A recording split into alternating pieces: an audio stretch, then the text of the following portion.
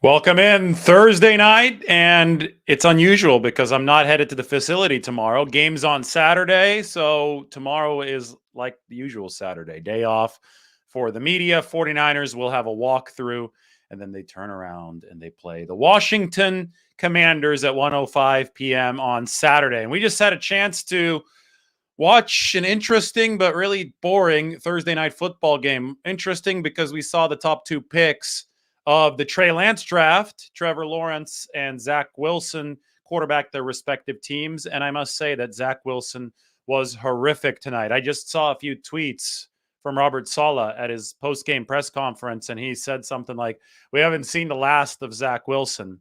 Well, it probably would be better for the Jets if they have indeed seen the last of Zach Wilson. The reason that we're talking about this 2021 class right now, even with Trey Lance injured for this season, we won't see him until next year, is because Brock Purdy, the final pick of the 2022 draft, is outplaying all of the 2021 quarterbacks. Now, the sample size on Brock Purdy is obviously still really small. 3 games, we still need a little bit more, but based on today's performance, I mean, people probably should be writing Zach Wilson off. I mean, this is not going well for the Jets. He just doesn't have a short game. He's heaving it up long.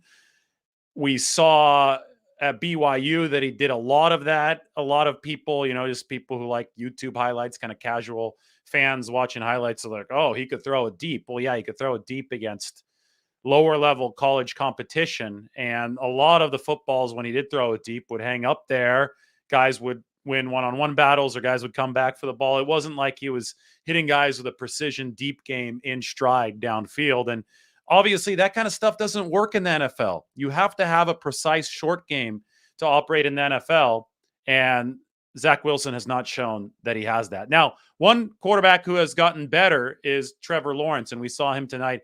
He might be the only 2021 quarterback on a proper upward trajectory. I think Justin Fields may have gotten a little bit better this year, but he's still taking way too many sacks that are his fault. Fields is obviously an electric runner, and because of that, his efficiency stats have improved from his rookie season. He's kind of middle of the pack. I'll show you the numbers in a little bit, but it's Trevor Lawrence who's legitimately become a top 10 EPA guy this year, and Jacksonville is hard charging there. They want to make it to the playoffs, and under Doug Peterson, it's a whole lot better than it was under Urban Meyer last year. So you saw the difference in 2 QBs, the number 1 overall pick in 2021, Trevor Lawrence today, and then the number 2 overall pick, Zach Wilson, who was absolutely atrocious for the former 49ers coaching staff, the Jets in New York. Not great conditions, but also no excuse for Zach Wilson to be as bad as he was. Of course, Trey Lance was the quarterback that was picked after both of those guys at number 3 in 2021. His sample is still tiny, right? Because we knew that the 49ers viewed him as the most raw of the top level prospects in that 2021 draft. They're planning to sit him the whole time throughout 2021. He got some backup action when Jimmy Garoppolo was hurt. This season, he began as the starter, but broke his ankle in the second game. So the sample for Trey Lance is still tiny.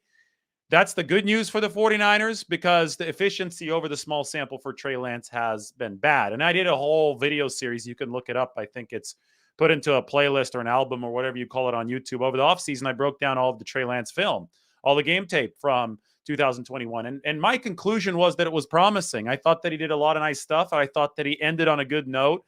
His best half was the second half against Houston. But obviously, my main takeaway was, okay, let's head into 2022. Let's see what he has. It was a wait and see thing. Same exact thing that Kyle Shanahan said. Same exact thing that John Lynch said.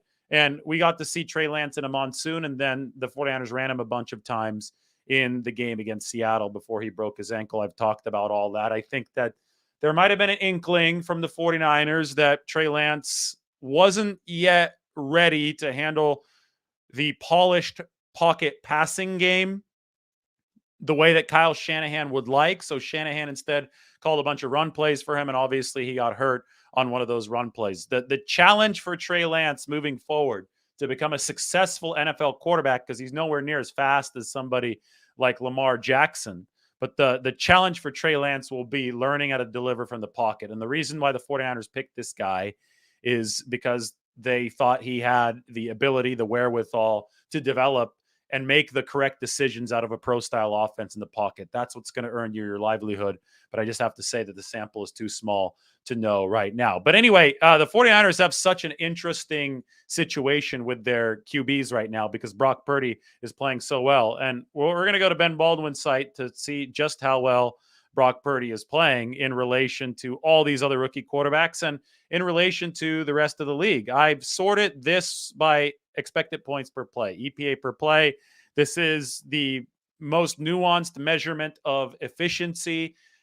A quarterback should be judged by his efficiency because how he fits within an offensive scheme with his playmakers is the all-important barometer of winning football.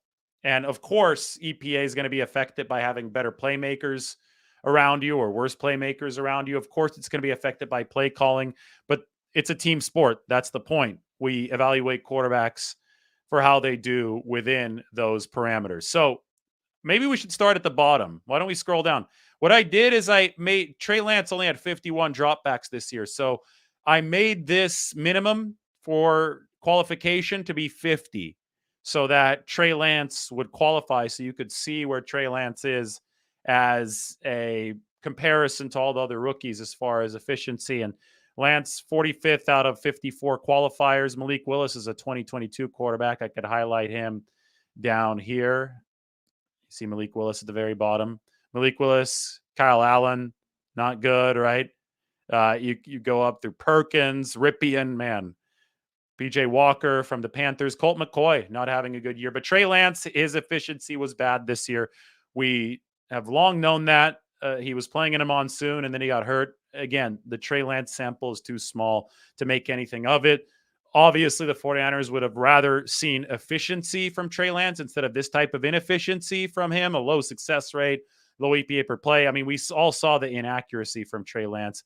Terrible completion percentage over expectation, negative 17.3%. Of course, the 49ers would have rather seen good than bad, but since the sample is small, you might still be able to write it off. Let's move up the pecking order here. 42 out of 54 qualifying QBs. Davis Mills also has been bad this year. Not a good supporting cast with the Texans. You go 2 spots up, Zach Wilson. The Jets were really busy this offseason. They did load up the defense more than they loaded up the offense, but they got some pieces. But, Wilson's going to drop even further after these numbers refresh. He was horrific tonight. And Saleh says that we haven't seen the last of Zach Wilson. I'm not sure if I believe him for reasons that I've already stated and reasons that I may state moving forward on the show. All right, so now we're moving up into the guys that are more or less mediocre, maybe a little bit below average. Here's Mac Jones. Forgot to highlight him. Mac Jones, 35th out of 54 quarterbacks. So he's regressed this year. Remember, we came out of the 2021 season with everybody saying, oh, Mac Jones is going to be the best guy out of that class. And I said, pump the brakes. Let's just see how this plays out. Let's see how Mac Jones, with his limited athleticism, limited skill set physically, let's see how he bounces back. 2 adjustments with his own counter adjustments, and it wasn't really good. In fact, he might still be stuck in the turf right now at Allegiant Stadium after Chandler Jones stiff-armed him. Right now, Mac Jones, 35th out of 54 QBs, bottom half of the league. This is where Justin Fields has made strides. We move up to Fields and Trevor Lawrence and see how they compare to Brock Purdy. Fields, 18th out of those 54 QBs. So you could see the success rate is still low. You could see that he's still inaccurate. He's still under 0, which means being in the negatives means that the completion percentage over expectation is below what you would expect it to be from the average quarterback. But we know that Justin Fields is a sensational runner.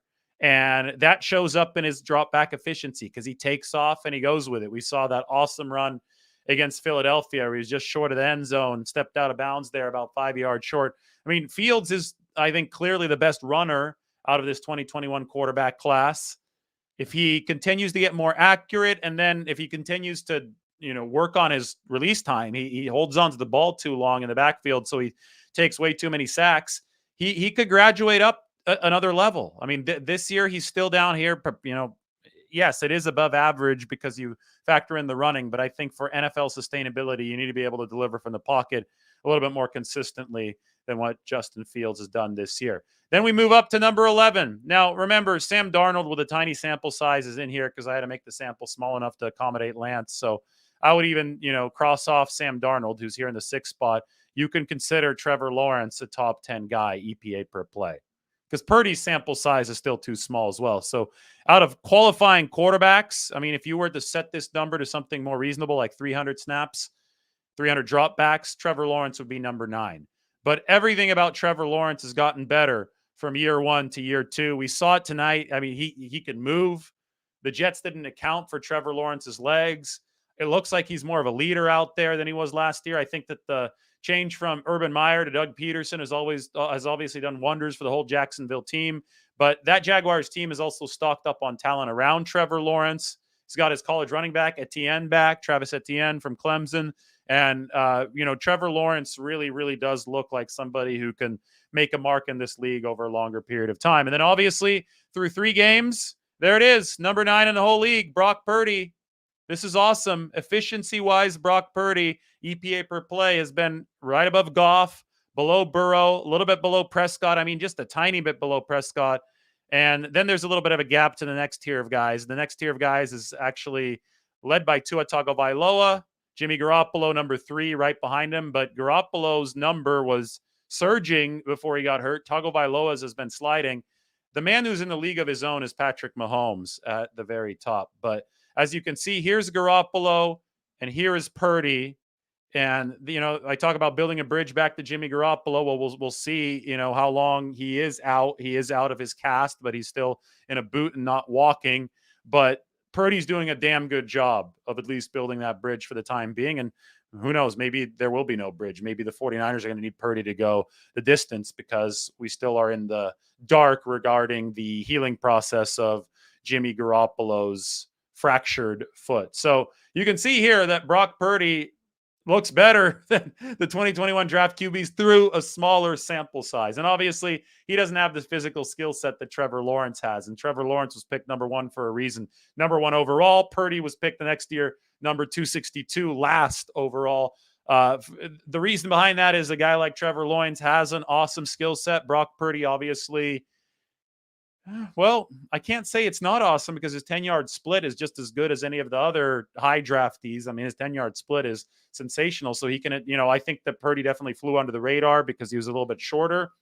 But as far as actually playing at the NFL level and delivering, Purdy has done it. And he's done it over 3 games. And we'll see as the sample increases and the counter adjustments and the adjustments. Oh, I guess I should say that the other way around. The adjustments and the counter adjustments happen.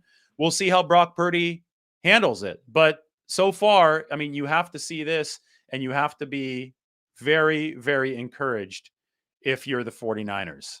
The fact that Purdy can be at the top of this list, I don't care about his supporting cast and I don't care about the play calling. That's all part of the deal. The fact that he meshes with that supporting cast and Shanahan's play calling to be at the top of this list efficiency-wise this year is mighty impressive. And a big test for Brock Purdy is coming this weekend against the Washington defense that probably will be the best defense that Purdy faces over the course of this regular season. Let me go to Twitter here and read you something that Kurt Warner said, and then I quote tweeted it because I think that it is the absolute right rational take in this QB mayhem. I'm going to pop it up on the screen. Kurt Warner does a great job breaking down film online, and I think he's also a very level head on social media. And you could read what Warner said down here, and then we'll see what I replied to him up there. But Kurt Warner said, this was after the game today, Jets Jaguars. Don't care who you are, you can't evaluate QBs until you see them play at the next level, period. Good college tape, average college tape, great arm talent, average arm talent, good pro day, bad pro day. Guys with each of these are good and bad in the NFL. You make the best guess and hope that guys mentally have it. I mean, what a point. Because, this is how I responded. I said, exactly. Which is why the study of QB prospects' mental makeup is so important. And why all that gushing about guys throwing versus air at 2021 pro days was so ridiculous. Let's just take a moment of silence for people trying to get Twitter likes up based on 2021 pro days for Justin Fields, for Zach Wilson. Remember how ridiculous that was? They're throwing against air and people are just getting their, oh my God, look at that 50-yard pass. A lot of it was just like pointed, subtle jabs at Jimmy Garoppolo. Yeah, Jimmy Garoppolo can throw a 50-yard pass just as well as Zach Wilson. For some reason, there's this stereotype that he wasn't able to throw that type of pass because the 49ers have a short-range passing attack. But all of a sudden, people were coronating guys who had never taken a snap in the NFL based on their throw indoors at a rehearsed pro day against air. And the throws even weren't that impressive. But, I hope everybody got their social media clout up throughout the intro to the 2021 draft, because it was absolutely stupid it was over several weeks that we had to deal with all of this. Trey Lance obviously had a pro day as well, but nobody was making decisions based on these pro days. They're some of the more worthless things of all time. I know people are bored in March and in early April. Maybe some of those pro days last until then, so they can watch the ESPN telecast. But people try to make way more of these pro days than they actually were. And, let's just bring back Kurt Warner's point. You don't know. And it's up to what a guy is mentally made of. And if you paid attention to what Kyle Shanahan actually said ahead of the 2021 draft, his big thing was, yeah, we know that Trey Lance has got a nice physical skill set. That's great. We're going to have to see it work against NFL level. But the main thing that Kyle Shanahan emphasized was the mental makeup for Trey Lance. He thought that Lance had what it took mentally to adapt to the NFL level, be able to run the offense at the NFL level where everything's faster, where defenses are constantly trying to trip you up with adjustments. That is the big key. And that's where the jury on Trey Lance is still out. But that also is where Brock Purdy has excelled significantly over his first 3 games of the 49ers. And I think that, Brock Purdy has an advantage here because he was a 4-year high-level college starter, FBS, Iowa State, that saw a ton of snaps, a ton of blitzes, a ton of different coverage combinations. He ran different plays, and that's translated to the NFL level. So Brock Purdy so far has proven that mentally he can handle the rigors of the quarterback position at the NFL level. And if we're going to talk about this 49ers specific, we're going to have to see how Trey Lance can handle those rigors. The thing about Trey Lance is the 49ers believe fully in his intelligence and his ability to sit back and make the adjustments on the fly that need to be made. But Trey Lance also has some mechanical issues that obviously the 49ers have to work on, because he has been notably inaccurate, especially on some of the short range throws. So they see Lance as a very high ceiling guy, but obviously the floor at the time that he got hurt was still much lower. Whereas I think Purdy's floor much higher because he's way more polished, has seen so much more college high level action than Trey Lance. But obviously Brock Purdy's ceiling probably not nearly as high as Trey Lance's, because Trey Lance can run a faster 40 time, launch the ball further downfield. I mean, Trey Lance is a top 3 pick. Brock Purdy is pick number 262 for a reason, and those are the physical attributes. Now, make sure you check out the video that I talked about Brock Purdy's secret skill on, because despite the fact that it might seem on the surface that this guy doesn't have any plus physical attributes, he might have the most important plus physical attribute in the book for QBs, and that's the 10-yard split. We don't have a 40-yard dash time for Trey Lance. So by extension, we don't have a 10-yard split time for Trey Lance. But I would not be surprised if Brock Purdy's 10-yard split was faster than Trey Lance's 10-yard split. Purdy's is ridiculous. He's in the 95th percentile, so he's in the top 5% of NFL quarterbacks with a 1.55 10-yard split, and it shows up on tape. He has effective speed. He's not a long strider that's going to get out there for a 50-yard run, but he has the effective speed necessary to move around the pocket, get out in the pocket, run Kyle Shanahan's bootleg action, and that's why he has meshed so well with the offense so far. Anyway, Wilson was horrific tonight. Trevor Lawrence, he's on the right track. Justin Fields, well, we know he's a really good runner. We'll see if he could better manage the sack situation. 49ers might need Justin Fields to win a game for him against the Minnesota Vikings come January 8th. That's going to be the regular season finale when Minnesota, who the 49ers are chasing for that number 2 seed, heads to Chicago. Maybe Aaron Rodgers knocks off the Vikings first, but we still have 3 weeks to go in this regular season. It's not all written yet, but boy, based on what I've seen out of Zach Wilson, It's going to be a tough turnaround. I just don't think that he has it. And one reason that he doesn't have it, maybe the main reason, is that his short game sucks. Everybody takes the short game for granted. It's another thing with the 49ers system. Everybody thinks that what Garoppolo has done and what Purdy is doing is somehow easy, that they're just distributing the ball to receivers do all the work. You watch Zach Wilson play, and you should realize it's not that easy. The Jets have an offensive coaching staff that is a descendants of Kyle Shanahan and Mike McDaniel in LaFleur over there, and they're running a lot of the same stuff, or at least they're trying to. And if it was easy as pitch and catch, run with the football, then I think that Zach Wilson would be able to execute a decently efficient offense, but he can't, because the short game should not be taken for granted. And Zach Wilson, he can heave it downfield. That works against lower level college competition.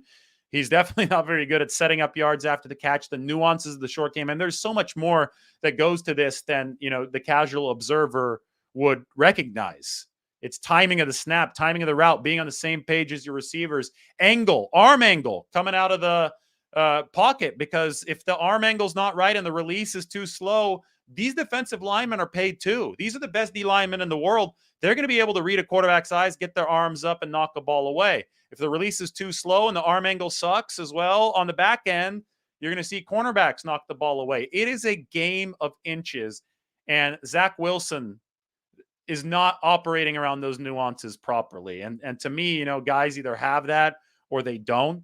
And he played against low-level college competition where he got to air the ball out to wide open receivers.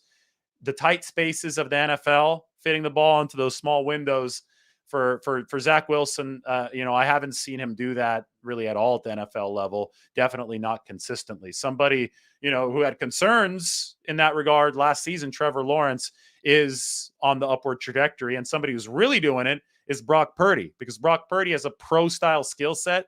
We've always talked about the comp being Jimmy Garoppolo, right, with the quick release and the ability to really facilitate that short game. Well, the fact that Brock Purdy has been able to take the reins from Garoppolo and execute the 49ers offense with comparable efficiency, not all too far lower than Garoppolo through 3 games, illustrates that he does have a lot of that skill set. But of course, he will have to counter adjust as the league continues to throw new things at him. All right. I hope everybody's doing well this Thursday evening. I'm going to go ahead and open this up for questions. Maybe before I get there, 49ers Washington preview is worth taking a look at. I did will the 49ers beat the Washington Commanders before Thursday Night Football, and I'll put it back up on the screen here. That's the piece. 49ers take aim at the number 2 seed as they prepare to host Washington. I'm copying and pasting the link. I'm going to put it into the chat section, and then I will answer some of your questions. So go ahead and check that out. That is the piece. Predictions are going to be coming tomorrow, but if you need to see them earlier, then you can go ahead and see them in this article. Purdy operates the offense better than Lance did, and with half the time in the system. Yeah, he obviously operates it better than Lance did. He's more accurate. He's more polished. And I think, the easy reason is that Purdy has 4 years of FBS college experience. I had people on Twitter trying to tell me that, it doesn't matter that he's got more college experience. This was a couple games ago. I'm sure they've changed their mind by now. I hope they have. I mean, you could see, and if you just listen to Shanahan and the 49ers brain trust talk about, even George Kittle, even fellow players talk about what that college experience has meant to Brock Purdy, you see that he has leveraged it into NFL success, whereas Trey Lance has had nothing to leverage into NFL success in terms of experience. 1 year starting at the FCS level is a whole lot different than 4 years starting at the FBS level. Well, if you're hoping there's a Hollywood ending for Purdy, there's already been a Hollywood play. They called the play, the George Kittle first touchdown against Seattle, Hollywood. Hard to believe that was a week ago already, right? Time really flies. Tonight was Thursday Night Football. It was the encore edition, the 49ers Seahawks last week, that clinched the division with some gusto for the 49ers in Seattle. All right, let's move off of quarterbacks a little bit. Dave, I noticed officials at the 49ers practice My question is, how and why are these guys messing up so bad? Oh, officials? I don't know if the officials the 49ers have at practice are actual NFL game day officials. I think that those are just guys that they bring in to ref the practice, to throw some flags and see, just get the team sharp. 49ers were really disappointed with how many penalties they committed in Seattle. That's one thing they want to clean up over time on Saturday. The point spread for the game on Saturday is 49ers -7 right now, I believe. My prediction's coming out tomorrow. I can't tell you right now, but you can read my preview in The Athletic right there, and you will see my point prediction. Yes, Chase Young will play. Christopher Byers thinks they're going to make a movie of this year's 49ers team. I think the title's easy. Mr. Relevant. Right? People would go watch that. Not irrelevant, Mr. Relevant. Because if the 49ers win the Super Bowl, then they'll be very relevant. I think you guys get it. I don't think I need to explain that anymore. Kinlaw returning is significant, especially against the Washington team that has two 220-plus pound running backs. They're a lot like Atlanta in that they're going to stick to the run game, and they're going to challenge a defensive front. And the 49ers don't have Hassan Ridgeway, and they don't have Kerry Hyder. They do have Kerry Hyder. He's questionable, but they don't have Kevin Givens. And Kerry Hyder is dealing with an ankle issue. So remember what Atlanta did to the 49ers: 40 carries, 168 yards, controlled possession. Washington's going to try to do the same exact thing. So the 49ers need some bulk on the inside of that defensive line. And Javon Kinlaw obviously gets them that. I think that part of the reason to get Kinlaw back this week was the matchup that the 49ers are facing with the thinness that they're dealing with along the interior defensive line. The question here is Purdy a dual threat quarterback? I think by dual threat, you're looking at a guy that's 4.5, 40 or under, that's, blazing down the field. No, I mean, Purdy's not that, but Purdy's got an elite 10-yard split that helps him within the pocket. He can make plays off schedule. So he can deliver on schedule or off schedule. That's a dual threat too. He's not dual threat in the conventional way that you're asking. He's not going to run as fast as Colin Kaepernick, not as fast as Trey Lance over a longer stretch, but that 10-yard split, that athleticism, that burst is really good, and it gives the 49ers some more upside they might not have even had under Jimmy Garoppolo. I'm not saying that Purdy's more efficient than Jimmy Garoppolo. Garoppolo still, you saw the numbers, is the more efficient performer, and you would expect that as a veteran. But Purdy might be able to give the 49ers a little bit more, especially once he irons out some of these rookie kinks. I think the NFL ticket going to YouTube TV in 2023 is awesome. We're on YouTube right now, which is neat. My fiance and her family, everybody out in Nashville, they have become 49ers fans because they like watching the team that I cover. And a lot of the time they can't get the game on TV. They don't have Sunday ticket. They have YouTube TV actually. And, when it's a poor game, right? It's not a marquee game. I don't know what this Washington one will be classified as, but sometimes they don't carry it in Tennessee because you're in Titans country over there. You're going to carry some other game out there. And so they always complain to me, well, we can't get the game today, so we just have to watch the highlights. That won't be a problem moving forward for them. And I'm sure a lot of people around the country will have a much easier time. You have YouTube TV, you buy the NFL ticket package, and you could flip from game to game. You'll probably be able to buy games a la carte, I'm guessing, right?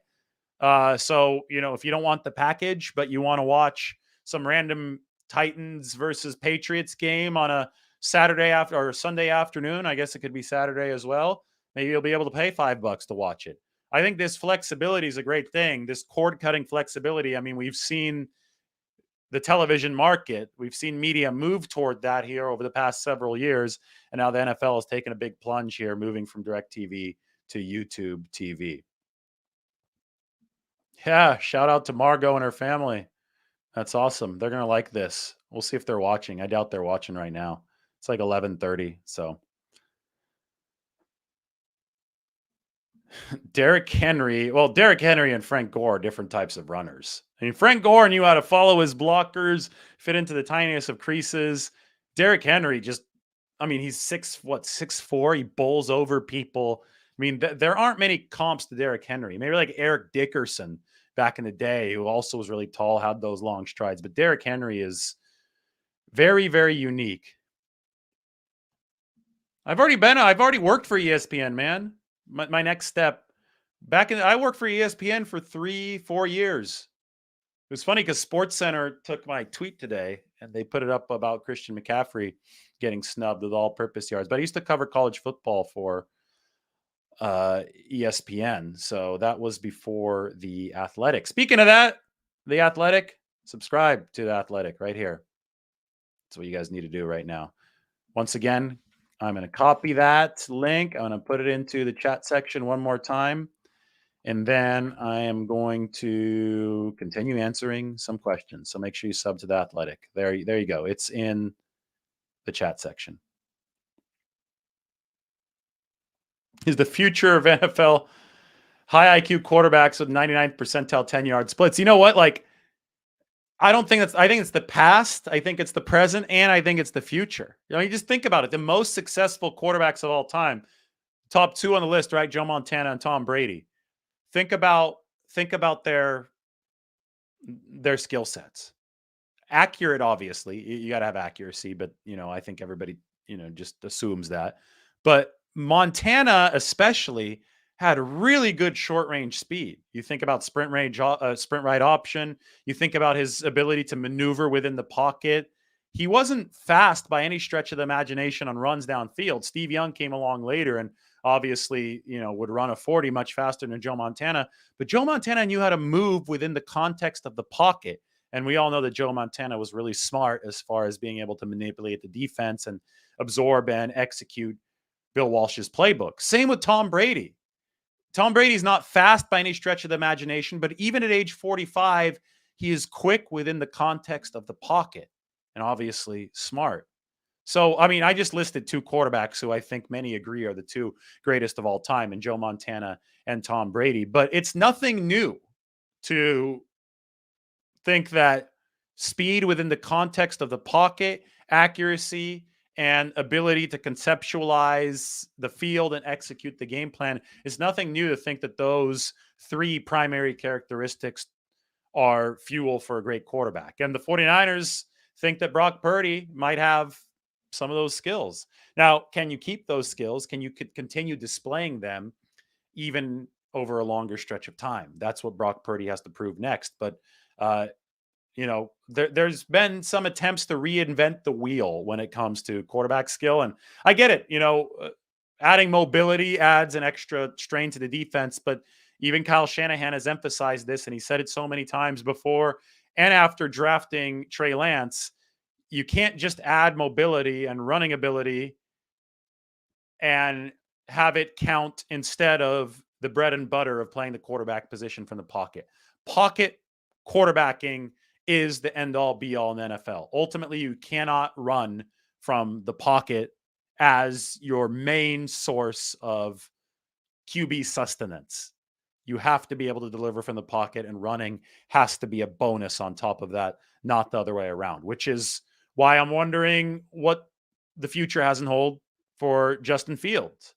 Because Justin Fields obviously is a better runner than he is a passer now, but the only way that is sustainable over the long term is if he flips that around. Steve Young was a lot like Justin Fields as a youngster. When Steve Young entered the league with Tampa Bay and then was traded to the 49ers under Bill Walsh, Steve Young was running everywhere, but the pass efficiency wasn't very good.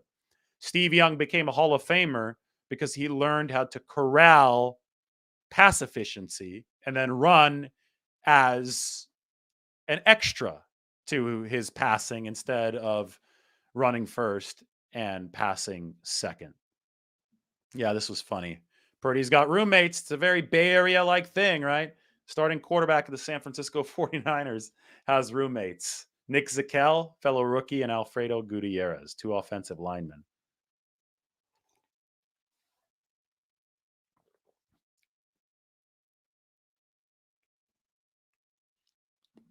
I don't know if Purdy's oblique is 100%, but it's a whole lot better than last week, as evidenced by the fact that he's actually throwing the football at practice this week. So I think it should be back to 100% soon.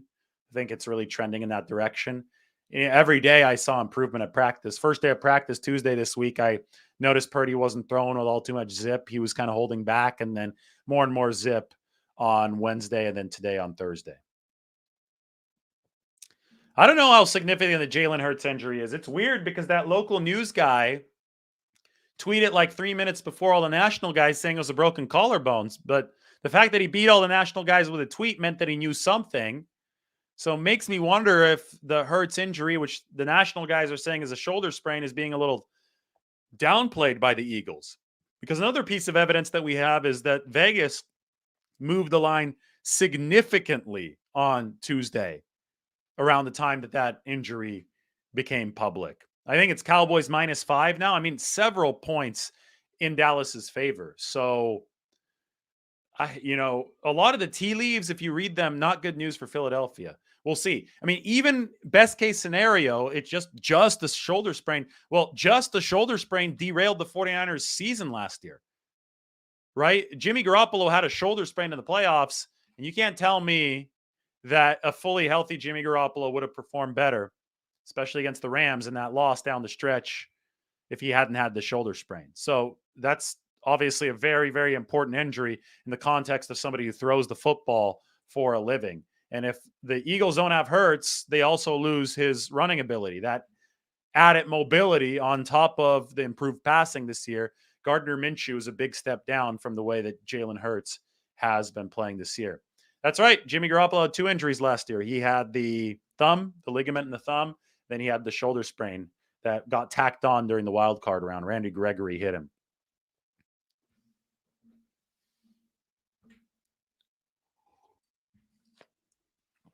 Well, the Vikings don't have to lose 2 games, responding to Michael here. The 49ers want the 2 seed. The Vikings only have to lose once, and then the 49ers need to win all 3. Now, the 49ers lose one of their last 3 games, then yeah, you probably would need the Vikings to lose twice. But I think the 49ers definitely are within striking distance of that number 2 seeds.